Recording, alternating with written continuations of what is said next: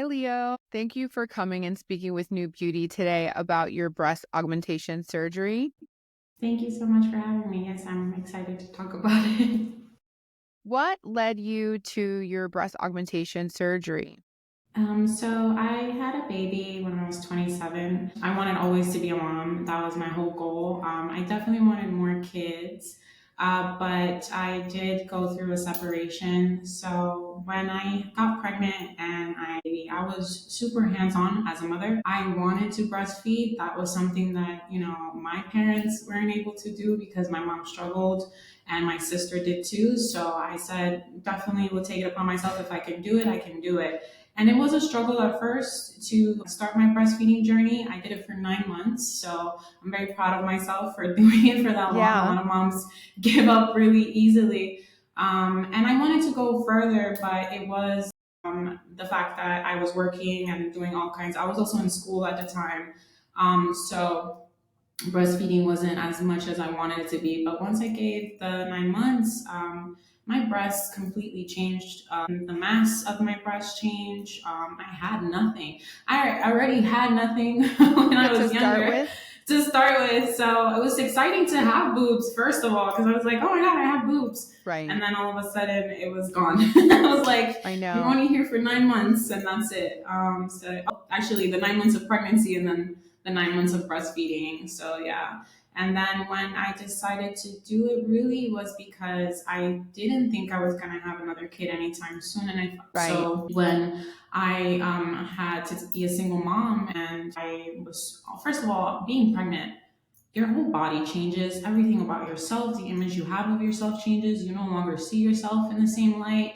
Right. I was always, I'm an astrologer. I'm on camera. I do content. So I felt so insecure afterwards. One, because I didn't know how to present myself as a mother and as a young mom for that case. And now that I was a single mom and I wanted to put myself out there, I didn't even want to take my shirt off. And also just talking about it was so uncomfortable with people because sometimes people don't really understand unless they're a parent themselves. And I'm definitely one of all my friends, they don't have kids. I'm the only one who has kids out of my friends. So it was definitely an interesting journey for me. But yeah, I decided that I wanted to do it because I didn't want to waste any more time. I was like, I'm 30. I should enjoy my body now and enjoy my singleness, even if it didn't come with the best terms. I still wanted Well, to be single.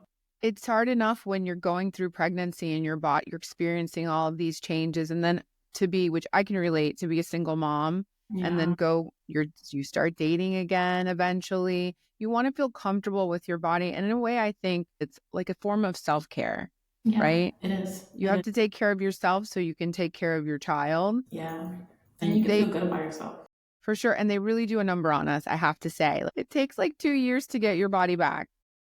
Seriously, yeah. Yeah. And the first few years, they tell you in the first few months, they tell you to take it easy, which I did. I waited 3 months to go back to the gym, and I'm an athletic person. I already work out. I worked out before my pregnancy. I just didn't really feel sexy anymore. I wanted to feel more feminine. I didn't feel feminine, and because I had already wanted my boobs augmented before because I never had a lot of boobs. I waited because my mother was so adamant about you should wait, if you have a child, your body's going to go through so many changes. You don't want to do a procedure like that costs, a good significant amount of money. Right. And then all of a sudden you have a kid and you have to redo it or whatever the case may be. And even though Dr. Smith, he put my implants under the pecs so that if I decided I did want to have kids again, I was able to still breastfeed, which I really appreciated. Yeah, that's great.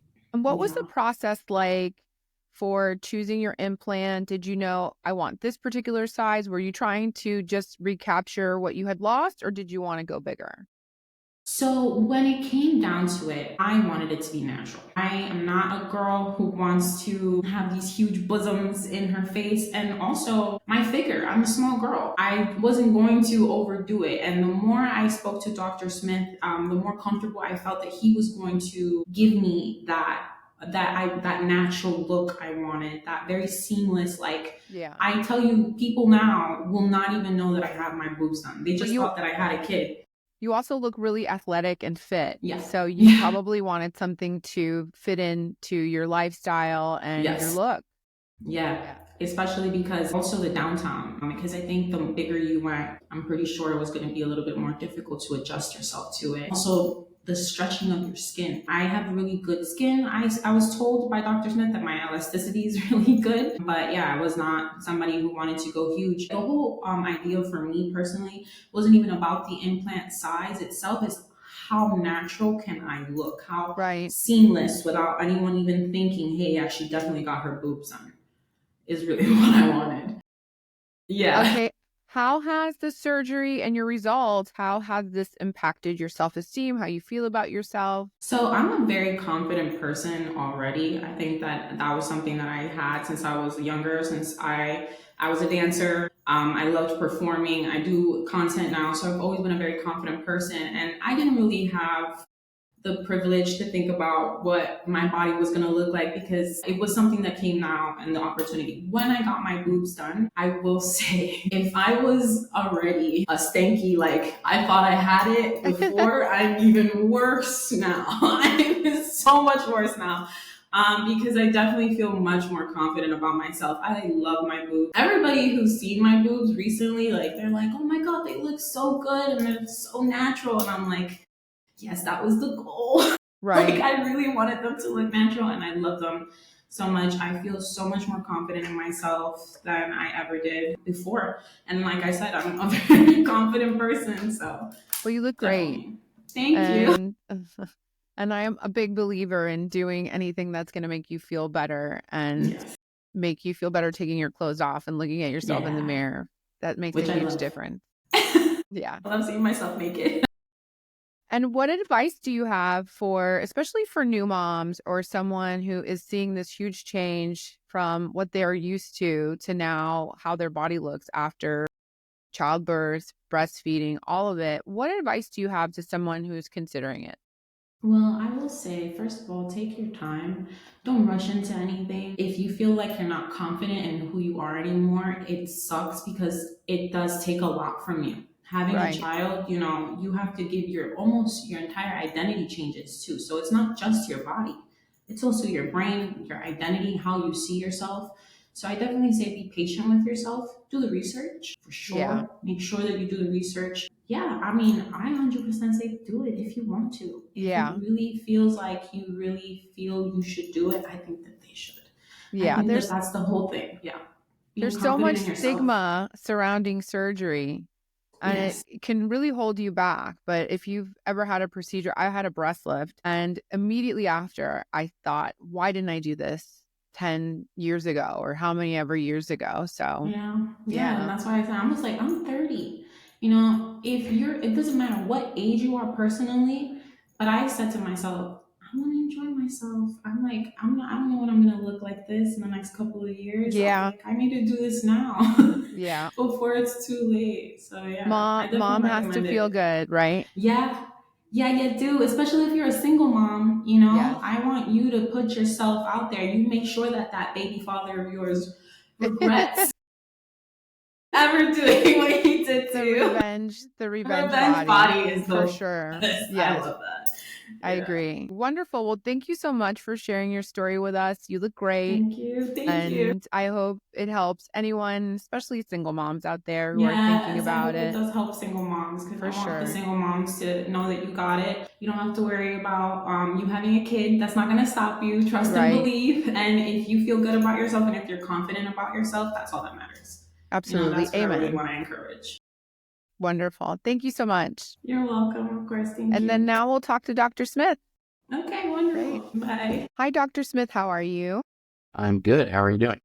Good. Thank you for coming and speaking with NewBeauty. We just talked to Leo about her breast augmentation surgery, and we wanted to get some insights behind the procedure. Sounds good. So, how do you guide your patients in choosing the right implant size and type for them? It's a great question because there are many different kinds of implants and sizes and styles available. And I think that, the first thing that I like to do is get a good sense of my patient's aesthetic, because everybody has their own style, they have their own look, and that begins with an in-depth conversation. I'll often ask them to provide some wish pics of looks that they like. I also lean heavily on 3D imaging technology. So we do some 3D imaging.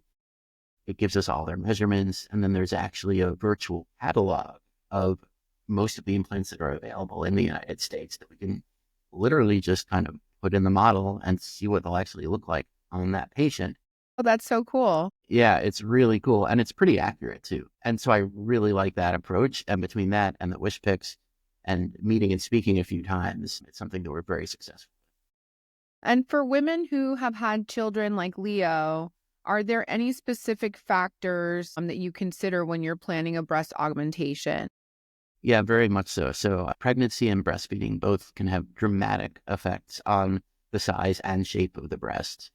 And so when we're looking at doing a breast augmentation for a woman that has had a child, whether or not she's breastfed, we have to consider if there have been significant volume changes in the breast, and if there is now a mismatch between the volume of the breast and the skin envelope of the breast, meaning if someone's breasts get a lot larger while they're breastfeeding and then that volume dissipates after they breastfeed, they may have a lot of skin excess, which can contribute to a ptotic or deflated or drooping look. And then a breast augmentation itself might not be the right choice. And we might need to look at things like breast lifts or mastopexies as well. And then what are some of the biggest misconceptions that patients come in with surrounding breast implants and augmentation? So this is something that we see all the time, is people coming in that want to do something to enhance the size or shape of their breasts, but they're worried that it's going to look like they did something to enhance the size and Right. shape of their breasts. And, my practice is such that I really just do very natural augmentations. Like, that's what I kind of feel comfortable with. It's what I find that most of my patients want. And my goal with every case is to make the implants undetectable. So that's a pretty important thing. And what do you attribute that to? Is it just the combination of your specific technique and the implant style and type that you choose? Yeah, that's exactly right. It's a combination of implant and also surgical technique.